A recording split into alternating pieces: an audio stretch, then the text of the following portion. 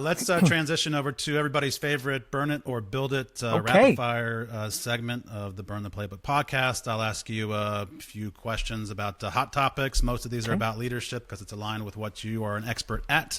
And so we'll just start at the top. Well, the first question is culture starts at the top. Burn it or build it? Build it. Absolutely build it. Because culture is what we do every day.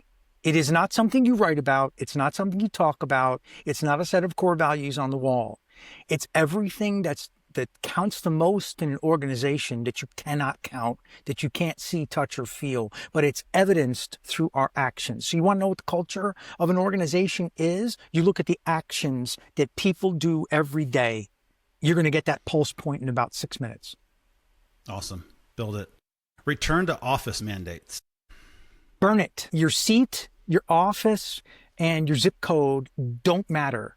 I have known teams of 3 who work in the same office all day, every day, and their physical proximity has nothing to do with their ability. In fact, they were very disconnected. They didn't communicate well. They didn't accomplish goals on time. Whereas I've known people that work all over the world that are in, 14 time zones away, and their alignment with each other and their alignment with the vision and mission of the organization is phenomenal. So burn it. Burn it. Yeah. Any questions about that? Just rewind 30 minutes and listen to everything about culture, leadership, and trust. 100%.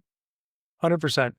Next question. Motivate first, hold accountable later. Burn it, because accountability isn't something that you do earlier or later. Accountability is a mindset.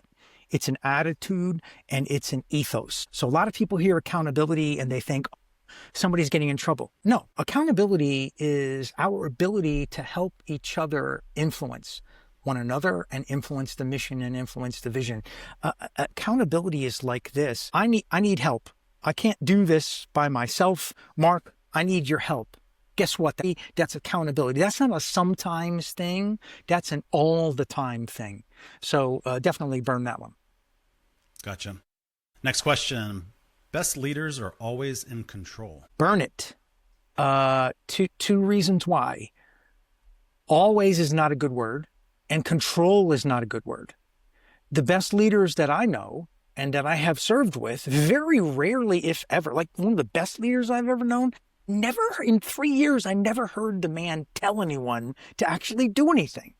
He'd come in a room, people would tell him what was happening, and he'd say, hey, I really like this, but Mark, what do you think about this?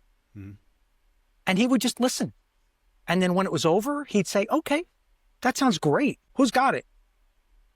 And everybody knew that what they had to say mattered. And so leaders aren't in control.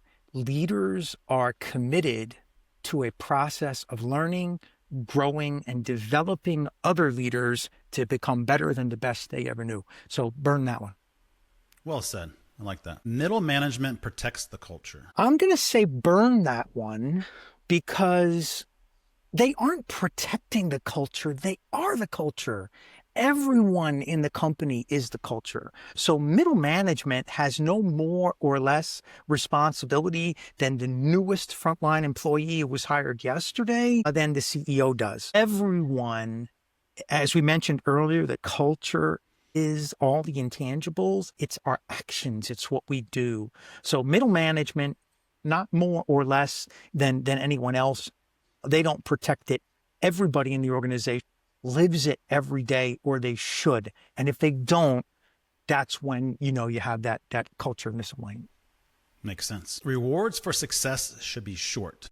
Let's just, reward our people and then move on to the next thing. I'm going to say burn that one, because it depends on how you define short. Like if it's short, like, hey, Mark, you did a great job. There are times when people don't want a big accolade or a big award. All they really want is for someone to say, hey, thanks a lot. You did a great job. What I would say is I would reframe it, and I would say that rewards should be prompt.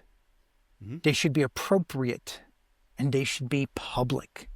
The best leaders that I've known always downplay their involvement in any type of accomplishment, but they never rest until the people who were involved in making it happen have been rewarded and recognized for that. So short from the standpoint of we don't need to have like, a 3-page long doctoral thesis on why Bob did a great job, but they should be prompt and they should be effective and they should be public and it should be something that people go, hey, and rewards and recognition, they mean different things to different people.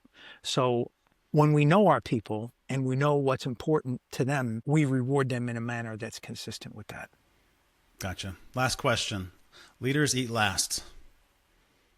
Build it. I love that. I think that's Simon Sinek book, and that's certainly an ethos and a cultural paradigm and big part of the Marine Corps.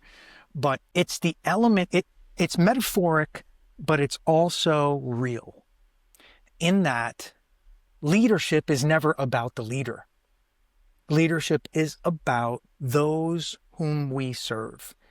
And the people who are in so-called positions of leadership, but really aren't leaders themselves, because leadership is a conscious choice. You have to say, I want to be a leader, and I'm going to go out and I'm going to become a better one. You don't just get, it just doesn't get thrust upon you. So I say absolutely build that, because the leader who recognizes that they're not there for them, they're there for everybody else all the time, 24/7. That's the one you want, because nobody's going to have to tell them to eat last. They're just going to know it. They're just going to do it because that's who they are inside. It's part of their DNA.